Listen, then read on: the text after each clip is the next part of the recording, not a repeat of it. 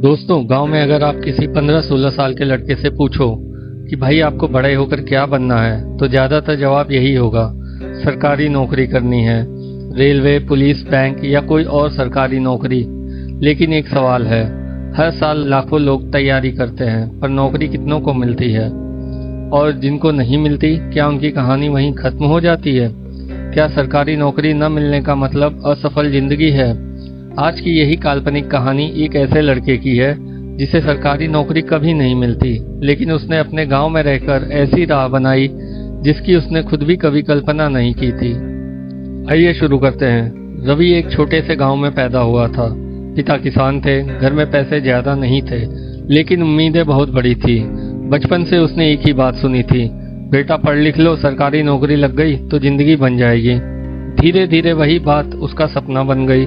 School से लौटकर वह खेत में पिताजी की मदद करता, कभी धान रोपता, कभी गेहूं काटता, कभी पशुओं की देखभाल करता। लेकिन किताबें उसके हाथ से कभी नहीं छूटी। गांव के मास्टर जी भी कहते थे, रवि मेहनती है, एक दिन जरूर अफसर बनेगा। और रवि भी यही मानता था। समय बीतता गया, रवि कॉलेज पहुंच गया, लेकिन कॉलेज जाकर भी उसकी जिंदगी आसान नहीं हुई। सुबह पढ़ाई, शाम को खेत का काम, रात को सरकारी नौकरी की तैयारी। उसके दोस्त कॉलेज के बाद घूमते थे, लेकिन रवि लाइब्रेरी में बैठा रहता। उसके कमरे की दीवार पर एक कागज चिपका था जिस पर लिखा था, एक दिन सरकारी नौकरी जरूर मिलेगी। वह उसी विश्वास के साथ आगे बढ़ रहा था। कॉलेज के दौरान भी रवि अक्सर खेतों में जाया करता था। एक दिन उसने देखा कि गांव में किसान हर साल ज्यादा रासायनिक खाद डाल रहे हैं, लेकिन फसल पहले जैसी नहीं हो रही। जमीन की ताकत भी कम होती जा रही है।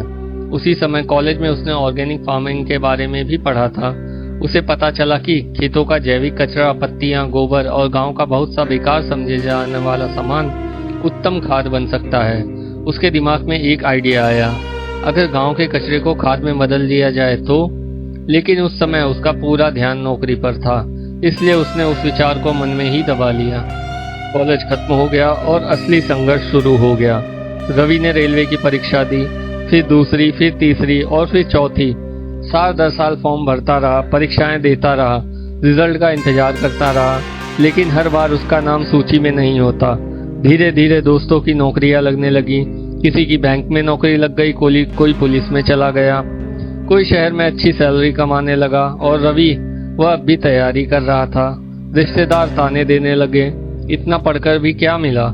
गांव वाले कहने लगे, अब कुछ और सोचो। लेकिन सबसे ज्यादा दर्द उसे तब होता जब वह अपने पिता के चेहरे की चिंता देखता। एक दिन रवि खेत में बैठा था, सामने सूखी मिट्टी पड़ी थी। तभी उसे कॉलेज वाला विचार याद आया, ऑर्गेनिक खेती का।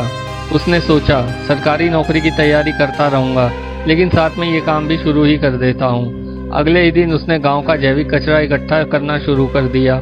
लोग हंसने लगे, कुछ ने मजाक उड़ाया, किसी ने कहा पढ़ लिख कर कचरा उठाने लगा है। लेकिन रवि चुप रहा। उसे आदत थी लोगों की बातें सुनने की। कुछ महीनों बाद जैविक खाद की पहली खेप तैयार हो गई। पहले किसान ने खरीदी, फिर दूसरे ने खरीदी, फिर तीसरे ने खरीदी। धीरे धीरे किसानों को फर्क भी दिखने लगा खेती में। फसल बेहतर होने लगी, मिट्टी की गुणवत्ता सुधरने लगी, ऑर्डर भी बढ़ने लगे। रवि ने सोशल मीडिया का इस्तेमाल करना शुरू कर दिया, ऑनलाइन बिक्री शुरू की। आज उसकी खाद कई जिलों में जाती है। कुछ लोग उसके साथ काम भी करते हैं। जो लड़का कभी नौकरी ढूंढ रहा था, आज दूसरों को काम दे रहा है।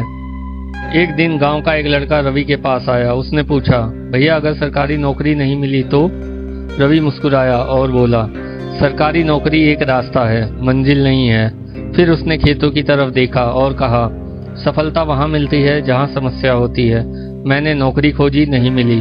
फिर मैंने समस्या खोजी और वही मेरा भविष्य मिल गया। दोस्तों, सपने कभी छोटे नहीं होते, लेकिन कई बार हम सपनों का रास्ता गलत चुन लेते हैं। जरूरी नहीं कि हर सफलता किसी सरकारी दफ्तर के दरवाजे से होकर गुजरे।